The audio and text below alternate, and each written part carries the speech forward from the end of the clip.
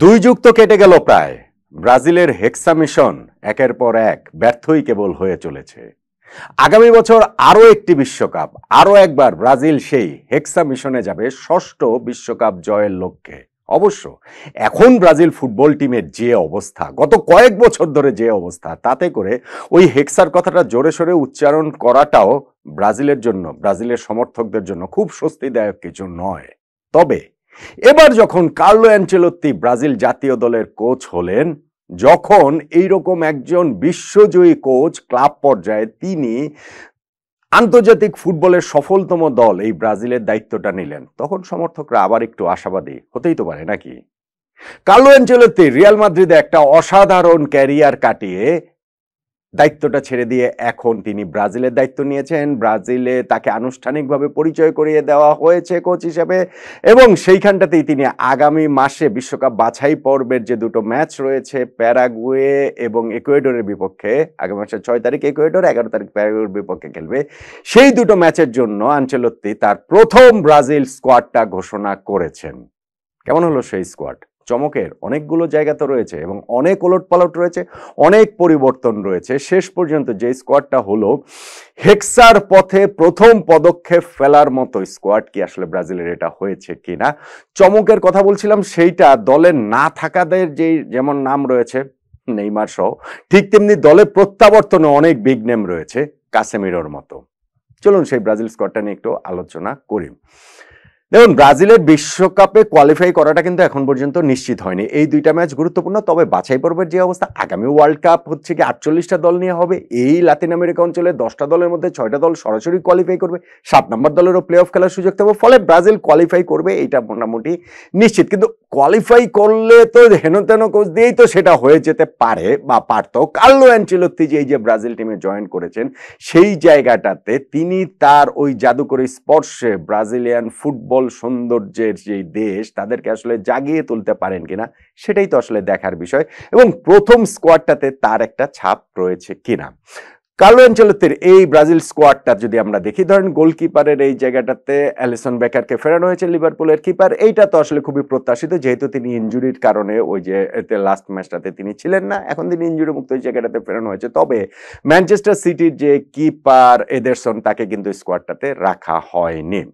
ডিফেন্সের এই জায়গাটাতে মার্কিনিয়স কিংবা দানিলো কিংবা আলেক্সান্দ্রোর মতো যে হচ্ছে গিয়ে নিয়মিত মুখ যারা থাকেন, তারাই এখানে রয়েছেন। তবে এই জায়গাটাতে দুইটা বিগ নেম মিসিং ইনজুরির কারণে।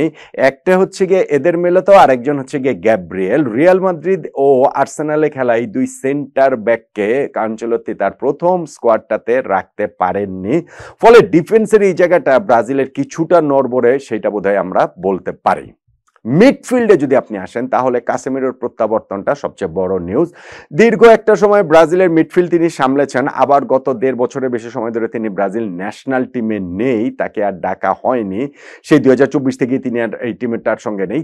তবে দায়িত্ব পাওয়ার পর এই 33 বছর বয়সী হোল্ডিং মিডফিল্ডারকে আবার ডেকেছেন ম্যানচেস্টার ইউনাইটেডের হয়ে। সদ্য সমাপ্ত যে সিজনটা তিনি খেলেছেন, সেইখানটাতে তার ক্যারিয়ারের একটু রিভাইভালের মতো দেখা গিয়েছে কিছুটা। কাসেমিরোর সঙ্গে আনচেলত্তির সম্পর্কটা অবশ্য সেই রিয়ালের সেই বিখ্যাত মিডফিল্ড ট্রায়ো কাসেমিরো, লুকা, ওইখানটাতে হচ্ছে লুকা মদ্রিচ ও টনি ক্রুজের একজন তিনি। ফলে তার পুরনো শিষ্যকেই আনচেলত্তি এইখানটাতে ন্যাশনাল টিমের ফরে ডেকেছেন। সঙ্গে মিডফিল্ডের এই জায়গাটাতে জেরসন, এডারসন, পেরেইরা, ব্রুনো গিমেরেস, আন্দ্রে সান্টোসের মতো ফুটবলাররাও রয়েছেন। ফলে মিডফিল্ডের এই জায়গাটাতে আসলে মোটামুটি হচ্ছে গিয়ে ব্রাজিলের সব দিক মানে কাভার করা আছে, অভিজ্ঞতা, তারুণ্য সবকিছু মিলে সেইটা বোধহয় বলা যেতেই পারে।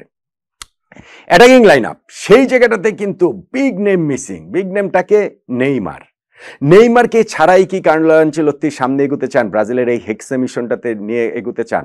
মনে হয় না। সেইটা প্রবাবলি ব্রাজিলের এখনকার ট্যালেন্ট তো ডেফিনেটলি রয়েছে, কিন্তু নেইমার এখনো ব্রাজিল টিমটাতে অপরিহার্য।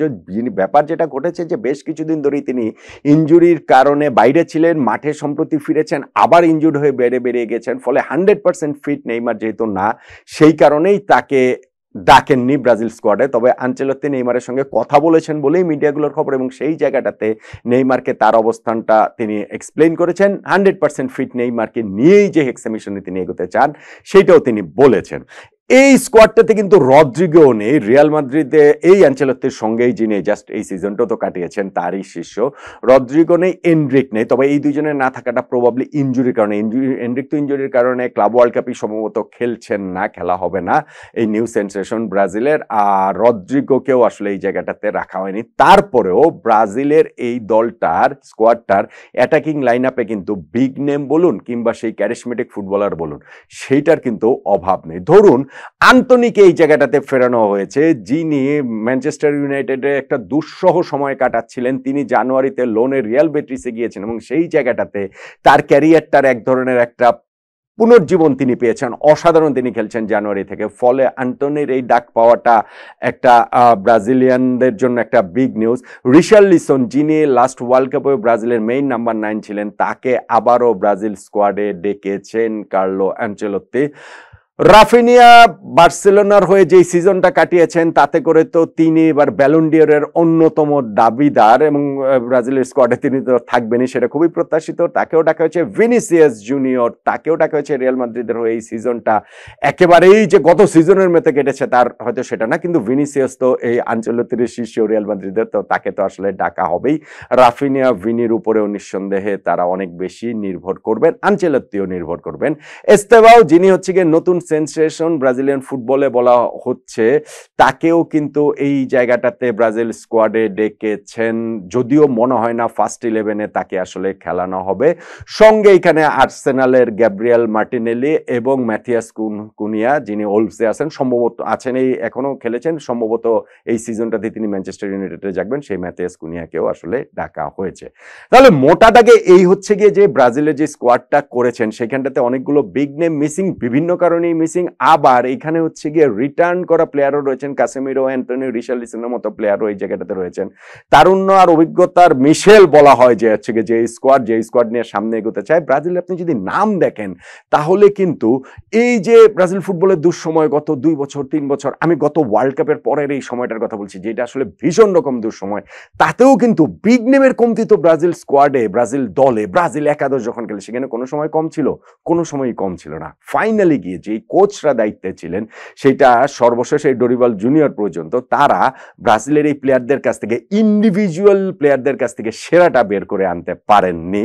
কার্লো অ্যানচেলত্তির চ্যালেঞ্জই হচ্ছে গিয়ে সেইটা যে তিনি কোন সেটআপে দলকে খেলাবেন, কোন ফরমেশনে দলকে খেলাবেন, এবং সেইখান থেকে প্লেয়ার্স লাইক ভিনিসিয়াস আর রাফিনিয়া, যারা ক্লাবে এরকম দুর্দান্ত কিন্তু ন্যাশনাল টিমে এসে ভীষণ রকম বিবর্ণ হয়ে যান, ভীষণ রকম গড়পড়তাও সাধারণ হয়ে যান, তারা ব্রাজিলে কি আসলে সেই ঝলকটা দেখাতে পারবেন কিনা? আনচেলত্তি সেই ক্যারিশমা, তার ক্যারিশমায় এই ফুটবলারদের ন্যাশনাল টিমের সেরাটা বের করে আনতে পারবেন কিনা, সেইটার জন্যই আসলে এখন ব্রাজিলিয়ান সমর্থক ভক্ত তারা অপেক্ষা করছেন। এবং এই যে বিশ্বকাপ বাছাই পর্বে দুইটা ভেরি আর্লি, প্রথম 2টা ম্যাচ মাত্র, এবং নেক্সট ওয়ার্ল্ড কাপে ব্রাজিল আসলে ওই হেক্সা মিশনটা কত দূর যেতে পারবে, এই 2টা ম্যাচ দেখে আপনি কোনো ডিসিশনে আসতে পারবেন না। কিন্তু এই 2টা ম্যাচে ব্রাজিলের খেলা দেখে আপনি ওই জায়গাটাতে হয়তো একটা ইঙ্গিত, একটা প্রতিশ্রুতি যে সত্যি সত্যি কার্লো অ্যানচেলত্তির স্পর্শে ব্রাজিল বদলে যাবে কিনা, সত্যি সত্যি কার্লো অ্যানচেলত্তি ব্রাজিলকে হেক্সা মিশনে দিকে নিয়ে যেতে পারবেন কিনা, সেটাই